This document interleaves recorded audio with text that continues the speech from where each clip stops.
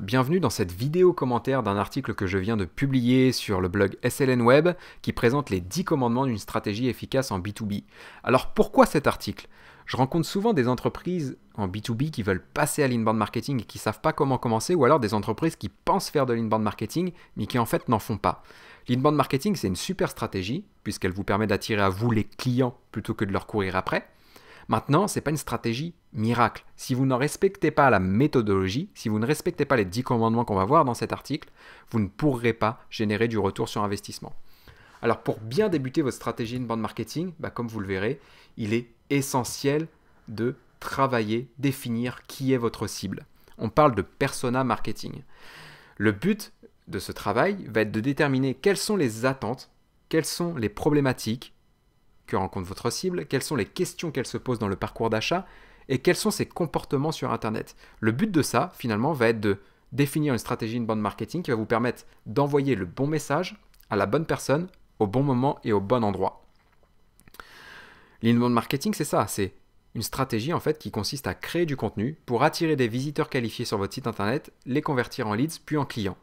Si vous ne savez pas qui est votre cible, quelles sont ses attentes, quels sont ses besoins, quelles sont ses envies, vous ne pouvez pas mettre en place une stratégie inbound marketing efficace. Donc ça, c'est le premier point. Le deuxième point, ça va être de définir des objectifs qui sont intelligents. Souvent, je vais rencontrer des entreprises qui me disent « je veux être présent sur Internet, je veux passer à l'inbound marketing ». On commence à parler de leur objectif et ils vont me dire « mon objectif, c'est de développer mon chiffre d'affaires ». Ça, ce n'est pas un objectif intelligent, c'est une finalité. Tout le monde veut développer son chiffre d'affaires.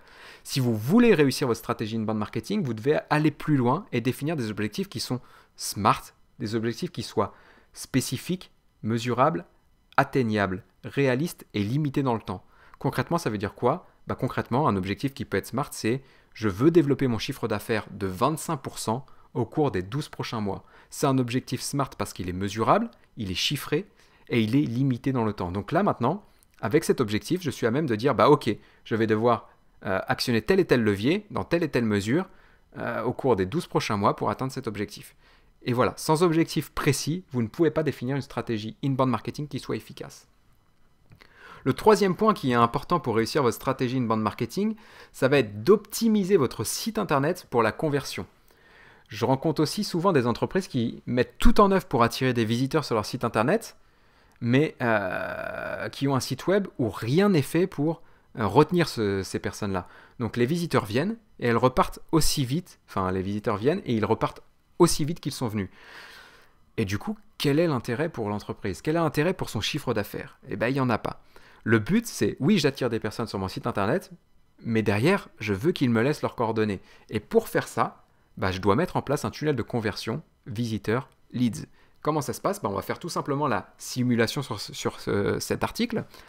Vous voyez que dans l'article, j'ai intégré un call to action, un bouton d'appel à l'action qui incite le visiteur à télécharger le guide de la génération de leads en B2B. Si le visiteur clique sur ce call to action, il va arriver sur une landing page, ce qu'on appelle une landing page, une page de destination, qui présente en détail la valeur ajoutée du guide de la génération de leads en B2B et qui incite le visiteur à me laisser ses coordonnées et des informations qui vont me permettre de valider s'il est ou non un prospect qualifié. C'est ça un tunnel de conversion. C'est pas très compliqué, c'est j'intègre des call to action dans les pages de mon site internet qui renvoient vers une landing page sur laquelle on retrouve un formulaire qui me permet de récupérer les coordonnées de mes visiteurs. Voilà. Si vous faites ça, vous incitez une partie de vos visiteurs à laisser vos coordonnées et donc vous générez des leads. Tout simplement. Sans ça, vous ne pouvez pas faire de l'inbound marketing. Autre point qui est essentiel pour réussir votre stratégie inbound marketing en B2B, c'est la collaboration entre le service marketing et le service commercial. Pourquoi c'est important?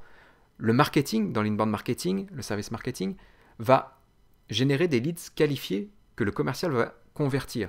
Si le marketing bosse tout seul dans son coin, ce qui va se passer, c'est qu'il va générer des leads qui sont qualifiés pour lui, mais qui ne sont pas pour le commercial. Le commercial ne va pas apprécier la qualité des leads, ne va pas les contacter ou va alors avoir du mal à les convertir. Et ça va plutôt générer des tensions qu'autre chose dans votre entreprise.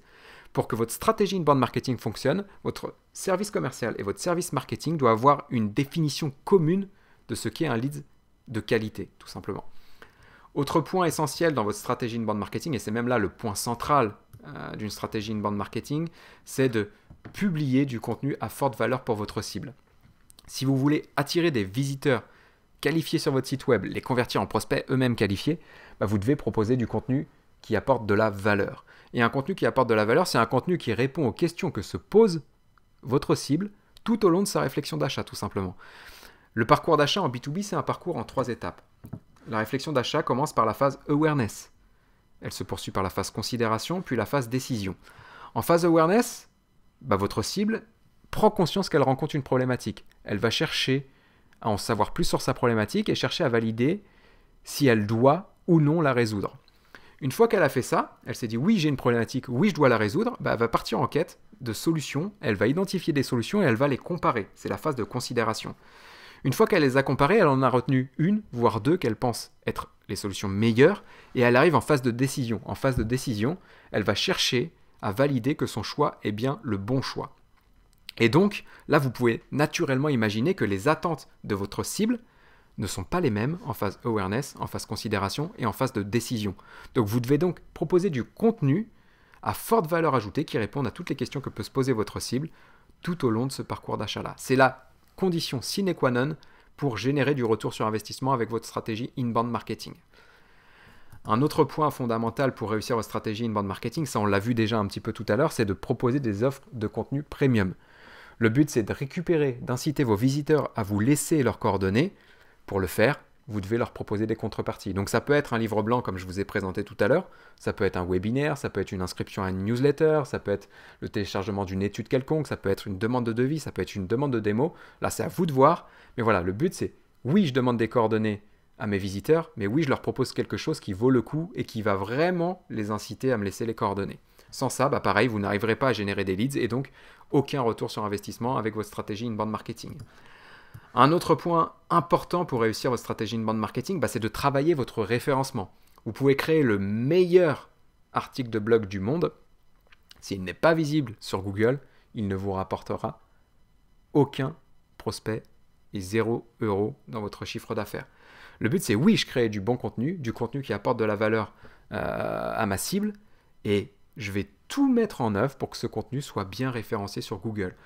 Il y a 2 stats ici qui soulignent l'importance du référencement dans votre stratégie inbound marketing. C'est que 90% des décideurs en B2B ne répondent jamais à un appel de prospection commerciale.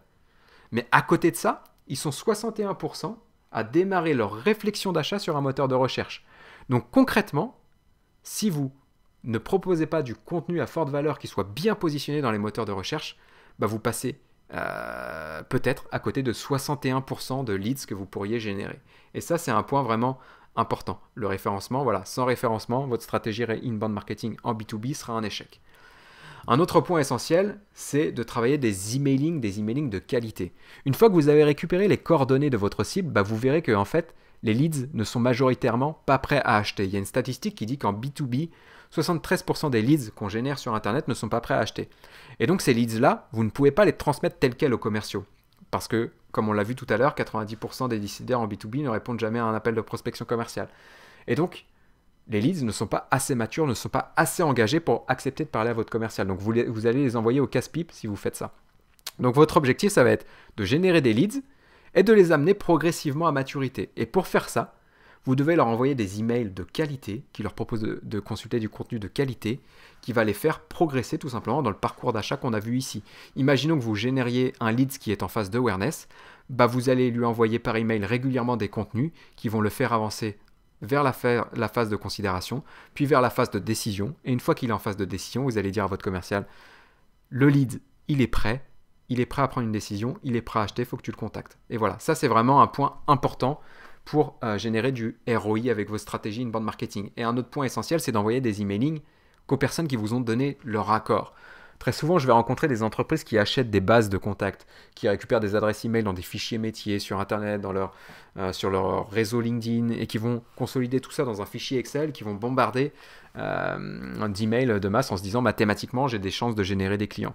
Mais ça ne fonctionne plus et ça va surtout à l'encontre des attentes de l'acheteur aujourd'hui moderne qui en a marre d'être sursollicité et qui attend de votre part de la valeur et qui attend de votre part que vous respectiez finalement sa réflexion d'achat. Donc ça ne fonctionnera pas et c'est dans tous les cas pas légal et vous avez sans doute dû entendre parler de ce qu'on appelle la RGPD ou la GDPR en anglais. C'est une réglementation qui vise justement à pénaliser toutes les entreprises qui auraient recours à ce genre de pratiques. Donc voilà, envoyez des emailing à forte valeur et des emailing qui soient pour lesquels vous avez l'accord de vos contacts. Un autre point essentiel, on a commencé à l'aborder au niveau des objectifs, mais c'est d'analyser toutes vos actions. L'inbound marketing, comme on l'a dit, c'est une stratégie qui vous permet de suivre en temps réel les performances de vos actions. Si vous n'analysez pas régulièrement vos actions, vous n'allez pas savoir ce qui marche pas, dans quelle mesure ça marche, et vous allez vous priver d'une opportunité d'optimiser le retour sur investissement de vos stratégies inbound marketing. Donc voilà, n'hésitez pas, vous faites quelque chose, vous publiez des articles de blog, vous publiez des posts sur les réseaux sociaux, vous travaillez votre référencement, n'hésitez pas à suivre régulièrement les répercussions, les retours de vos actions. Ça, c'est un point essentiel. Vous déterminez ce qui fonctionne, vous déterminez ce qui ne fonctionne pas, vous supprimez ce qui ne fonctionne pas et vous optimisez ce qui fonctionne. C'est comme ça que vous allez générer un maximum de retour sur investissement grâce à votre stratégie inbound marketing. Et enfin, pour conclure, le 10e commandement d'une stratégie inbound marketing efficace en B2B va être d'utiliser ce qu'on appelle un outil de marketing automation. Un outil de marketing automation, c'est quoi? C'est un outil qui vous permet d'abord d'automatiser des actions à faible valeur ajoutée pour allouer le temps économisé finalement à la création de contenu. Donc ça, c'est le premier avantage d'une stratégie, d'un outil de marketing automation. L'autre avantage, c'est que ça va vous permettre de gérer sous la même interface toutes les actions inbound marketing qu'on a vues précédemment. Aujourd'hui, ou même moi, je vais prendre l'exemple de l'agence. En 2013, j'ai créé l'agence SLN Web pour proposer des services inbound marketing à mes clients. J'utilisais différents outils pour mes réseaux sociaux. J'ai utilisé différents outils pour suivre, analyser les performances de mes actions, pour rédiger du contenu, pour faire des emailing. Et en fait, le fait d'utiliser plein d'outils, non seulement je perdais du temps, mais je me rendais aussi un peu la tâche difficile puisque j'arrivais difficilement à identifier précisément le nombre de leads que je générais avec mes actions. Avec un logiciel de marketing automation, vous allez tout gérer sous la même interface. Vous allez, entre guillemets, agglomérer toutes vos actions sous une seule et même campagne et vous allez être à même de voir sur votre outil quelles actions ont généré du retour sur investissement, quelles actions n'ont pas généré de retour sur investissement et précisément le nombre de leads que chacune de vos actions a généré. Donc ça, c'est important pour vous, c'est important aussi pour l'entreprise, parce que finalement, pendant longtemps, on disait oui, le marketing, on sait combien ça coûte, on ne sait pas combien ça rapporte. Avec un logiciel de marketing automation, c'est vraiment plus le cas. Vous savez combien ça coûte et vous savez précisément au centime près, ce qu'a reporté chacune de vos actions. Donc voilà, c'était le 10e commandement d'une bonne stratégie inbound marketing efficace. Vous voyez, je conclus l'article en proposant un nouveau bouton d'appel à l'action qui va inciter mes visiteurs à me laisser leurs coordonnées. Voilà, c'est vraiment le but de l'article. J'espère qu'il vous a été utile. N'hésitez pas à venir faire un tour sur le blog si c'est le cas. Vous verrez plein d'autres articles qui vous présentent des astuces pour réussir votre stratégie inbound marketing. N'hésitez pas à me solliciter sur les réseaux sociaux, @ludosln, à nous suivre sur la page SLN Web Facebook, la page LinkedIn, à nous suivre partout sur la toile. On adore partager, donc si vous avez des questions, n'hésitez pas à les poser en commentaire, à les poser n'importe où sur la toile. On se fera un plaisir d'y répondre. Je vous dis à très bientôt